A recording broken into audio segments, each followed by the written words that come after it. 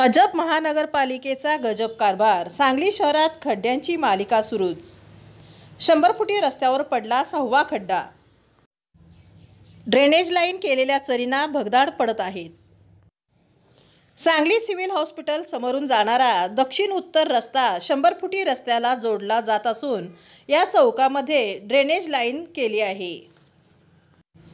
या ड्रेनेज लाईनच्या चरी तांत्रिकदृष्ट्या मुजवल्या नसल्यामुळे वारंवार भगदाड पडत असून अपघात होण्याची दाट शक्यता आहे. या रस्त्याची ताबडतोब डागडुजी करण्यात यावी याकरिता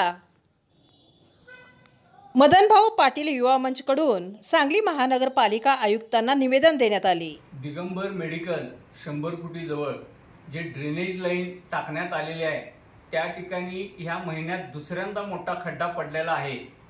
ड्रेनेज चरी ह्या टेक्निकल दृष्ट्या मुजवल्या नसल्यामुळे तात्पुरती डागडुजी केल्यामुळे हा वारंवार खड्डे पडायचा प्रकार होतोय. त्यामुळे अपघात होण्याची दाट शक्यता आहे.